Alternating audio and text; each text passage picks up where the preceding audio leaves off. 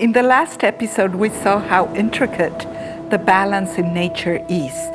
The balance of water needs to be kept by the connection between the mountain and the ocean. And the Arhuaco need our participation and awareness in keeping the balance and preserving the environment. We learned so much, and we spent so much time down there and built this relationship and listened. But now we're at this point where we need to translate that into an exhibition.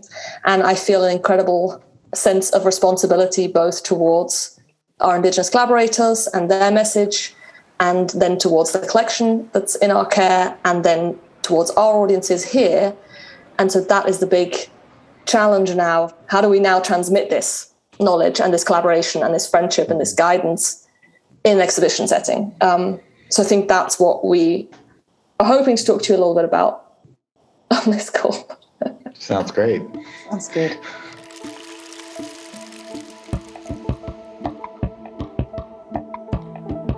An exhibition is a story just like a movie or a play, but it's around and about the artworks, and it creates that story in a three-dimensional reality.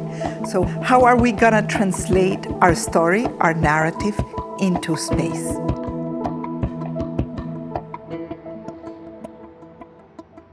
Exhibition design is basically objects in space with a visitor. That's it. The thesis statement of the exhibition comes directly from curatorial, right? Because that's the big interpretation. What is this show about? This show is about X, Y, Z. And this is how the objects represent that. And it's our job to show how those objects can be told by where the objects go in a room. And sometimes people like objects that you have to look up, sometimes you have to look down, sometimes these guys are friends, sometimes these objects are not friends, sometimes they can't talk to each other. Maybe this object is the most popular kid in the group, and then they have a lot of friends around them. Maybe this object is more of a loner, it needs to be by itself, and that type of stuff. And then if you take it to that next level of introduction, you can't see anything in the dark, so light is really that next level.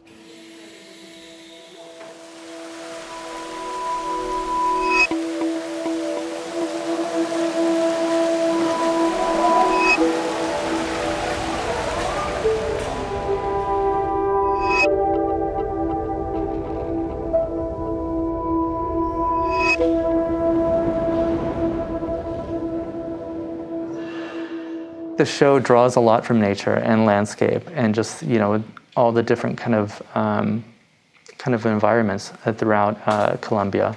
Having the environment is almost a character in the show, this kind of immersive character that brings kind of everything together. I remember when you came back from that visit, and we're talking about some of the back and forth.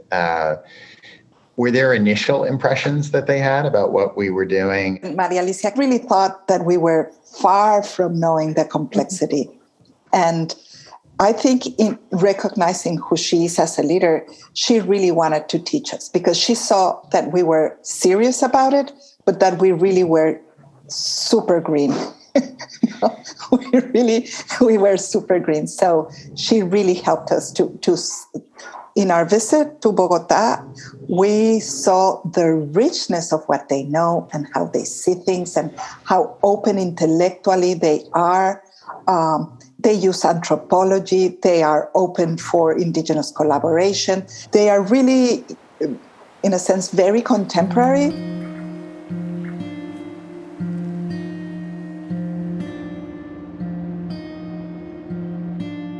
Se sabe tanto desde la antropología como se sabe desde el mundo tradicional. Hay cosas que son intraducibles, cosas que no podemos expresar en nuestro lenguaje técnico, pero al mismo tiempo hay cosas que ellos no pueden expresar en el lenguaje de su saber tradicional. Más que un equiparamiento, lo que queremos es justamente la existencia de múltiples voces en nuestras colecciones, en nuestros museos. Queremos que sea un espacio de visibilidad de esas otras formas de ver el mundo y que no sea solamente el museo el único que diga al final cómo es que los indígenas entienden su existencia, sino que también haya la posibilidad de que existan tensiones, pero también de que existan puntos en común entre el público indígena y el museo. It's super exciting how Museo del Oro are incorporating multiple voices in their exhibition systems. But with this project, we want to go one step further. We're not putting kind of Western knowledge and Indigenous knowledge like at the same level and having multiple voices. We're just going with the Indigenous voice. Museums have so long prioritized Western scientific knowledge at the expense of the Indigenous voice that we really, with this exhibition, want to emphasize and really showcase and center the Indigenous point of view and the Indigenous voices.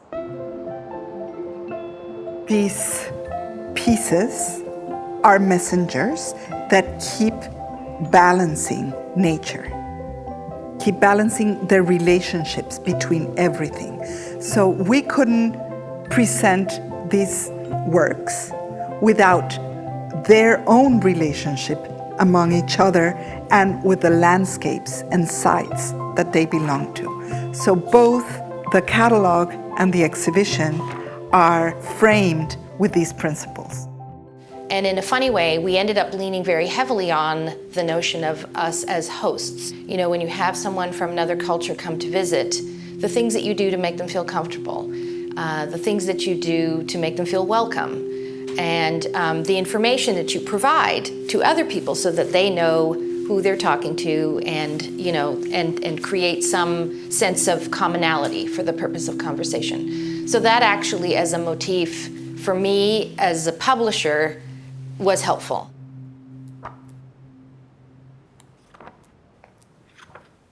So if we can have these objects be, I love that phrasing, radical present, and then everything else is just there to provide them with life, to provide them with a platform, to provide them with some sort of context, and to evoke ideas about what these things are and how they might be used and how they might function and what they might do without being specific about saying this represents a jaguar and this is a shaman's tool, because we don't know that. So, but I'm very inspired by this sense, this idea of trying to just create an atmosphere in which they can come to life. I will try and show you how we've tried to do this in the exhibition right now, and you can see what thoughts you have. Yeah, no, it would be really great to just go. Why don't you go forward? Talk about Okay, let's do that. Let me share my screen and show you the floor plan as we have it. That has been our big challenge, but we've really tried to take on board what we did learn. And so the first thing is that the sections are actually set up in this, almost in the same way that we were led through understanding their point of view and understanding their perspective on all of this. So the first section is, we've called it storytelling. I mean, these are placeholder names, but the first section is about this thinking that Diana has talked about.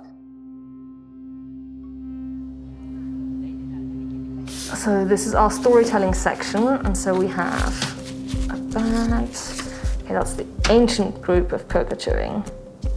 Contemporary, ancient, okay. Cocoa-chewing, ancient. Okay, so that's that set. We have 400 objects. So I need this information, because here I have the dimensions too. So I know how big each of these pieces is. And I can have a guess at what's going to fit together in one case and what isn't.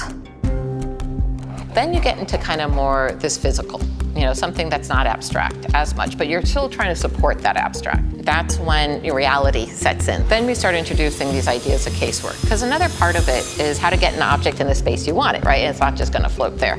And so that's where exhibition furniture becomes extremely important. In addition to that, it's a protection of the objects. Kind of to keep going with this idea of these objects as little kids and who they hang out with. Like little kids, they have different allergies. They have different needs. This one can't have peanuts. This one just needs a lot of hydration. I don't know, right? And so basically all these objects have a lot of, they're all special in their own way. And so that's the other aspect that we bring to the table. The way that I would like to group these is to mix ceramics and metal together, because they form a group. But the metal has particular climate conditions that need to be met in terms of humidity, and the bark cloth has particular conditions that need to be met in terms of light and humidity. So if we mix things together too much, our designer is going to have a tough time producing the right kinds of cases. Not only does the curator have to be happy with it, but risk management, conservation, there's security, there's a lot of different departments, that have to sign off on this design. So you kind of have to satisfy all these multiple clients throughout the phase of design. They're very small. Yeah, they're a little bit under 2 inches. Yeah, if you just rename it so it's clearly the necklace. Yeah. Okay. Yeah, so this is all straightforward, exactly. These are all in the middle. These groupings are straightforward, I think this is fine. And in the second section, in the sort of history room, Haysam suggested that in order to learn anything, you have to first unlearn what you're holding on to. And so this second section, we do confront people with the kind of stereotypes of Colombian prehistory. This history of the pre-Columbian past of Colombia, it has this veil of the colonial historians inventing a past that was convenient for them to exploit the gold. So that is why this is super key. How do you take on this task of unlearning? Is it through text or through the juxtaposition of objects, or how are you doing that? That is some part of the $1 million question, but we're kind of doing it through hopefully multiple things in this exhibition. The projections in the gallery should immediately make visitors feel like they are entering a different space from the sort of more normal museum gallery. And so using that design, I want people to kind of wake up as soon as they step in and kind of, think like, whoa, what's happening here? This is different. So that they immediately are kind of in a different mindset when they start. And then the way that the exhibition is set up, so these narrative sections and the order in which people meet the artworks are also designed to kind of help people unlearn or at least be open to learning something new. So for example, we don't start with a map and a timeline, as again would be typical of an exhibition like this. And instead we start with this section about thought and thinking and about getting into the right mindset for learning, in the same way as we did with the Arhuacos in Colombia. It's obviously going to be through the texts. I mean, the texts are going to be key to allow people to understand that exactly the things that they're seeing on the surface are not necessarily, need to be questioned. When something goes in a book, it just automatically has authority. It's going to be around forever. We have to interrogate that knowledge, the production of that knowledge, always, because it's an enormous amount of power that comes with an enormous amount of responsibility. But it's what we do here. We're not just putting on a spectacle. We're producing knowledge for the future. Well, another big responsibility that we have is to make sure that the pieces we put on display are authentic. So that brings us back to an earlier concern about fakes in the collection. So as we are trying to finalize the pieces that will go on display, we're just waiting on some results from our conservation team about authenticity. Will we be able to show all of our favorite pieces? I don't know. It's made of a real piece, but the ladies on top are strange.